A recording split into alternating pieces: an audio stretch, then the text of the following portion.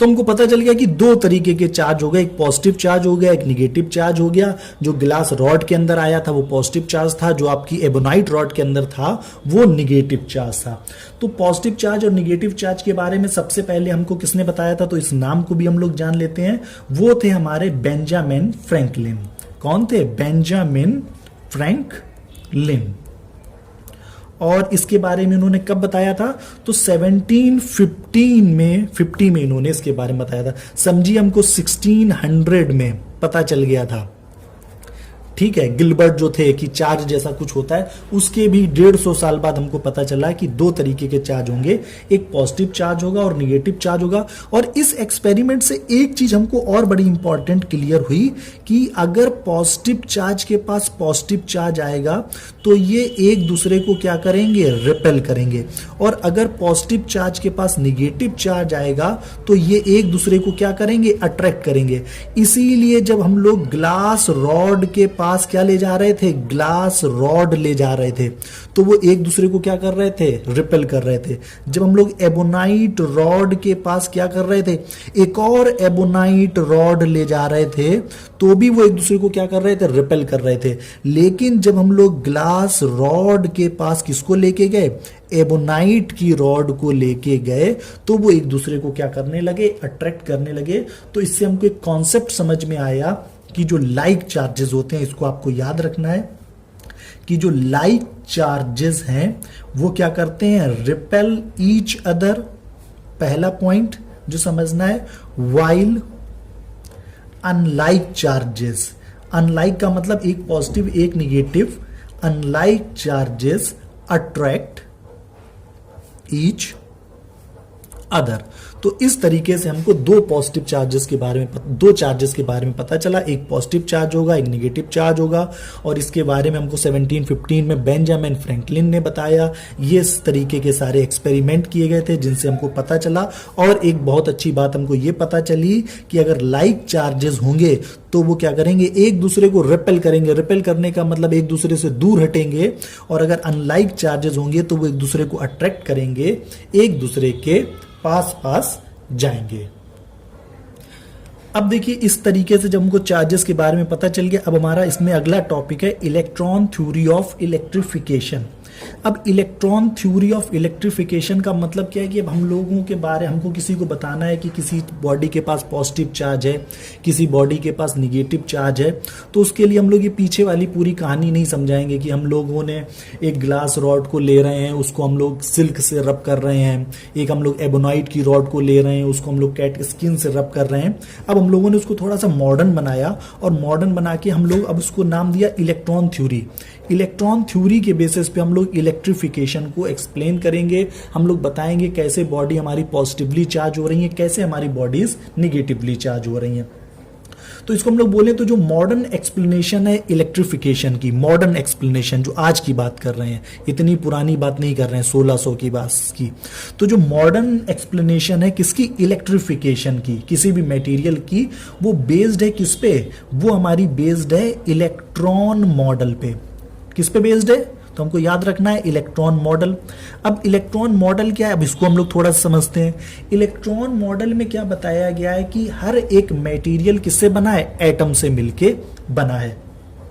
और जो भी आपका एटम होता है उसमें बताया गया है हर एक एटम का जो सेंट्रल वाला ये जो पोर्शन होता है एक extremely small central heavy portion होता है। और इसको उन्होंने क्या नाम दिया, न्यूक्लियस नाम दिया। ठीक है, इसको उन्होंने क्या नाम दिया, न्यूक्लियस नाम दिया। और उन्होंने कहा ये जो न्यूक्लियस है ये दो तरीके के पार्टिकलों से मिलके बना हुआ है। इसके अंदर दो तरीके के पार्टिकल्स होते हैं।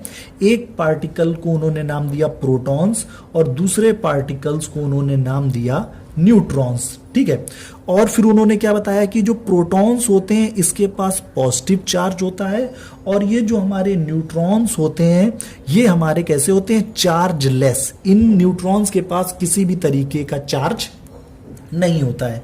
तो इस तरीके से जो हमारा ये न्यूक्लियस हुआ वो कैसा हो जाएगा, पॉजिटिवली चार्ज हो जाएगा।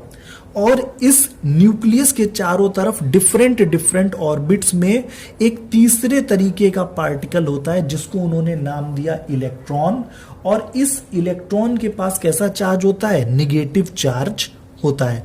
तो तीसरा जो हमारा पार्टिकल होगा उसके पास इलेक्ट्रिक चार्ज कैसा होगा, निगेटिव होगा, और इसको इन्होंने नाम क्या दिया, इलेक्ट्रॉन। तो इलेक्ट्रॉन मॉडल जो हमारा है उसमें 3 तरीके के पार्टिकल हैं, एक इलेक्ट्रॉन है जिसके पास निगेटिव चार्ज है, एक प्रोटॉन है जिसके पास पॉजिटिव चार्ज है, एक न्यूट्रॉन है जो हमारा चार्ज लेस है, और एक जो हमारा मटेरियल होते हैं वो एटम से मिलके बने होते हैं, और हर एक एटम में extremely small central heavy portion होता है जिसको न्यूक्लियस कहा, और इस न्यूक्लियस जो होता है 2 तरीके के पार्टिकल से मिलके बना होता है। फिर उन्होंने एक बहुत इंपॉर्टेंट बात यह बताई कि जितना पॉजिटिव चार्ज इस न्यूक्लियस के पास होता है या फिर जितने प्रोटॉन इस न्यूक्लियस के पास होते हैं उतने ही इलेक्ट्रॉन डिफरेंट ऑर्बिट्स में उस एटम के चारों तरफ क्या कर रहे होते हैं, चक्कर लगा रहे होते हैं, डिफरेंट ऑर्बिट्स में घूम रहे होते हैं। तो किसी एटम के पास जितने इलेक्ट्रॉन्स होंगे उतने ही उसके पास क्या होंगे, प्रोटॉन्स होंगे। तो इसका मतलब ये इसके पास जितना पॉजिटिव चार्ज होगा, इसके पास जितना नेगेटिव चार्ज होगा, तो एटम एज ए होल हमारा पूरा का पूरा क्या हो जाएगा, न्यूट्रल हो जाएगा, इलेक्ट्रिकली न्यूट्रल हो जाएगा। इसीलिए हम लोग देखते हैं कि ये जो पेन है तो ये कॉपी इसको अट्रैक्ट नहीं कर रही है, इस पेन को ये मोबाइल क्या कर रहा है, अपनी तरफ अट्रैक्ट नहीं कर रहा है। क्यों नहीं कर रहा है, क्योंकि जितना चार्ज इसके अंदर पॉजिटिव और निगेटिव, जितना पॉजिटिव है उतना ही निगेटिव है, इस पेपर के पास जितना पॉजिटिव है उतना ही निगेटिव है, तो सारी की सारी बॉडीज हमारी क्या हो जाती हैं, इलेक्ट्रिकली न्यूट्रल हो जाती हैं। लेकिन समहाउ अगर आप इसमें से ये इलेक्ट्रॉन निकाल दें, इसमें से आप एक इलेक्ट्रॉन निकाल दें तो इसके अंदर प्रोटॉन्स क्या हो जाएंगे, ज्यादा हो जाएंगे।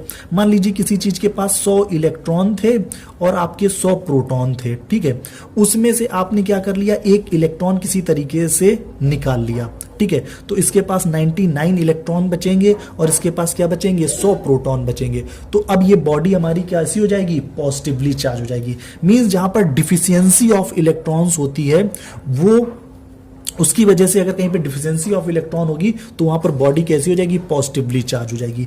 या फिर अगर इस मटेरियल को एक इलेक्ट्रॉन कहीं से मिल जाए तो ये जो 100 इलेक्ट्रॉन है, ये 100 से कितने इलेक्ट्रॉन हो जाएंगे, 101 हो जाएंगे, और प्रोटॉन अभी भी हमारे कितने रहेंगे, 100 रहेंगे। तो अब इस बॉडी के पास पॉजिटिव चार्ज क्या हो जाएगा, इस बॉडी के पास अब निगेटिव चार्ज कैसा हो जाएगा, ज्यादा हो जाएगा। तो अब ये बॉडी हमारी कैसी हो जाएगी, निगेटिवली चार्ज हो जाएगी। तो इससे हमको एक चीज समझ में आई कि चाहे बॉडी पॉजिटिवली चार्ज हो, चाहे बॉडी हमारी निगेटिवली चार्ज हो, इन सबको करने में काम कौन आता है, इन सबको करने में काम हमारा कौन आता है, इलेक्ट्रॉन आता है। मींस अगर किसी बॉडी को आपको पॉजिटिवली चार्ज करना है तो उससे एक इलेक्ट्रॉन निकाल लीजिए, अगर आपको किसी बॉडी को निगेटिवली चार्ज करना है तो उसको एक आप क्या करेंगे, एक इलेक्ट्रॉन उसको दे देंगे। तो इस तरीके से बॉडी हमारी क्या होंगी, पॉजिटिवली चार्ज या फिर निगेटिवली चार्ज होंगी। For the electrification of a body only electrons are responsible. तो इससे हमको क्या पता चला कि इलेक्ट्रिफिकेशन के लिए सिर्फ और सिर्फ हमारे कौन रिस्पॉन्सिबल होते हैं, इलेक्ट्रॉन्स हमारे क्या होते हैं, रिस्पॉन्सिबल होते हैं, नॉट द प्रोटॉन्स। प्रोटॉन्स नहीं होते हैं, because it is not easy to remove the proton from the nucleus, क्योंकि एकदम सेंटर पार्ट में होते हैं इलेक्ट्रॉन। ये जो हमारे प्रोटॉन है इनको निकालना क्या होता है, मुश्किल होता है। लेकिन इलेक्ट्रॉन को हम लोग देखिए रब भी करते हैं, वो जो हम लोग ग्लास रॉड ले रहे थे और उस ग्लास रॉड को हम लोग क्या कर रहे थे, किससे रब कर रहे थे, हम लोग सिल्क से रब कर रहे थे। तो ऐसा करने से क्या हो रहा था, इस ग्लास रॉड से आपके जो इलेक्ट्रॉन्स होते थे वो किस में चले जाते थे, इस सिल्क में चले जाते थे। चले गए तो इसके पास पॉजिटिव चार्ज कैसा हो गया, ज्यादा हो गया, तो ये पॉजिटिवली चार्ज हो गई। जब आप एबोनाइट की रॉड को किसके साथ रब कर रहे थे, कैट स्किन से रब कर रहे थे, तो आपका क्या हो रहा था, यहां से इलेक्ट्रॉन, इस कैट स्किन से इलेक्ट्रॉन किस में आ जाते थे, एबोनाइट रॉड में आ जाते थे। तो इसलिए ये निगेटिवली चार्ज हो जाती थी। कैट स्किन से इलेक्ट्रॉन्स रब करने की वजह से वो उसके साथ चले। जैसे कहीं पर मिट्टी पड़ी हुई, आप हाथ रखिए तो मिट्टी आपके हाथ में चिपक के आ जाती है, तो सेम वही प्रोसेस हो रहा है। कैट स्किन को आप एबोनाइट रॉड से जब रगड़ते थे तो इलेक्ट्रॉन कुछ फ्रिक्शन की वजह से इसके साथ चिपक के इसी में चले जाते थे।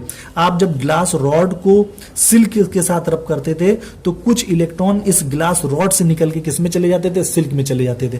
तो यहां पर डिफिशियंसी ऑफ इलेक्ट्रॉन हो जाती थी, तो ये जो ग्लास रॉड होती थी वो पॉजिटिवली चार्ज हो जाती थी, और यहां पर एक्सेस ऑफ इलेक्ट्रॉन हो जाती थी, तो इसलिए ये हमारी कैसी हो जाती थी, निगेटिवली चार्ज हो जाती है। तो कोई भी बॉडी हमारी वैसे तो न्यूट्रल होती है, लेकिन जब उसमें हमारे इलेक्ट्रॉन्स ज़्यादा हो जाते हैं, प्रोटॉन्स कम हो जाते हैं, तो वो हमारी क्या हो जाती है, इलेक्ट्रॉन्स ज़्यादा हो जाएंगे तो वो हमारी नेगेटिवली चार्ज हो जाएगी, और अगर प्रोटॉन्स ज़्यादा हो जाएंगे, इलेक्ट्रॉन्स कम हो जाएंगे, तो वो हमारी क्या हो जाएगी, नेगेटिवली चार्ज हो जाएगी। तो इसको बोलते हैं electron theory of electrification. Means electrification को हम लोगों ने देखिए यहाँ पर एक्सप्लेन किया है किसके बेसिस पे, इलेक्ट्रॉन थ्योरी के बेसिस पे। एक बार फिर से देखें तो हम लोगों ने इलेक्ट्रिफिकेशन को एक्सप्लेन कर रहे हैं इलेक्ट्रॉन मॉडल से। इलेक्ट्रॉन मॉडल हमारा क्या बताता है, तो इलेक्ट्रॉन मॉडल में हमको ये बताया गया है कि हर एक मटेरियल हमारा किससे बना होता है, एटम से बना होता है। एटम का ये जो सेंट्रल पार्ट होता है इसको हम लोग क्या बोलते हैं, न्यूक्लियस बोलते हैं। न्यूक्लियस में दो तरीके के पार्टिकल्स होते हैं, एक प्रोटॉन होते हैं, न्यूट्रॉन होते हैं। प्रोटॉन के पास पॉजिटिव चार्ज होता है, न्यूट्रॉन के पास किसी भी तरीके का चार्ज नहीं होता है। और इस न्यूक्लियस के चारों तरफ डिफरेंट डिफरेंट ऑर्बिट्स में एक थर्ड टाइप का पार्टिकल्स हमारा घूमता है। उस पार्टिकल को हम लोग क्या बोलते हैं, इलेक्ट्रॉन बोलते हैं। और इन इलेक्ट्रॉन के पास निगेटिव चार्ज होता है। इनके पास उतना ही निगेटिव चार्ज होता है जितना इलेक्ट्रॉन के पास हमारा कैसा होता है, पॉजिटिव चार्ज होता है। और ये चार्ज होता है 1.6 इंटू 10⁻⁻19 कूलम, जिसको अभी हम लोग आगे पढ़ेंगे। इतनी बात सभी को समझ में आ गई थी। तो ये जो हमारा मटेरियल होता है, जो हमारे एटम होते हैं, उसमें न्यूक्लियस के अंदर जितने प्रोटॉन होते हैं उतने ही इलेक्ट्रॉन डिफरेंट डिफरेंट ऑर्बिट्स में होते हैं। तो जितना निगेटिव चार्ज उतना पॉजिटिव चार्ज। तो एटम एज ए होल हमारा कैसा होता है, न्यूट्रल होता है। इसीलिए जो बॉडीज होती हैं वो एक दूसरे को ना तो अट्रैक्ट करती हैं ना ही रिपेल करती हैं। लेकिन अगर किसी तरीके से आप कहीं से इलेक्ट्रॉन निकाल लो तो वहां पे डिफिशियंसी ऑफ इलेक्ट्रॉन हो जाएगी, तो वो बॉडी हमारी कैसी हो जाएगी, पॉजिटिवली चार्ज हो जाएगी। और कहीं पर आप किसी तरीके से इलेक्ट्रॉन डाल दो तो वहां पर एक्सेस ऑफ इलेक्ट्रॉन्स हो जाएंगे, तो इसको हम लोग बोलेंगे कि वो बॉडी हमारी कैसी हो गई, निगेटिवली चार्ज हो गई। तो इलेक्ट्रिफिकेशन के लिए सिर्फ और सिर्फ हमारा कौन रिस्पॉन्सिबल होता है, इलेक्ट्रॉन रिस्पॉन्सिबल होते हैं। अब देखिए उतना हमको समझ में आ गया। अब देखिए हमारा नेक्स्ट टॉपिक है conductors and insulators. Conductors and insulator. अगर पसंद आए आप लोगों को ये वीडियो तो इसको लाइक कीजिएगा, शेयर करिएगा, सब्सक्राइब करिएगा और मुझको बोलिएगा, तो फिर मैं कंटिन्यूअसली वीडियो बनाता रहूँगा। अब देखिए हम लोगों को ये कंडक्टर और इंसुलेटर आगे बहुत डिटेल में पढ़ना है, लेकिन यहाँ पर हम लोग थोड़ा सा देखते हैं क्या होता है कंडक्टर और इंसुलेटर इलेक्ट्रिकली, क्योंकि हम लोग ये सारा का सारा इलेक्ट्रिक का पोर्शन है। तो यहाँ पर हम लोग मटेरियल को डिवाइड करेंगे इलेक्ट्रिकली। तो इस चीज को आपको समझना है। इलेक्ट्रिकली हम लोग मटेरियल्स को दो क्लासेस में डिवाइड करते हैं।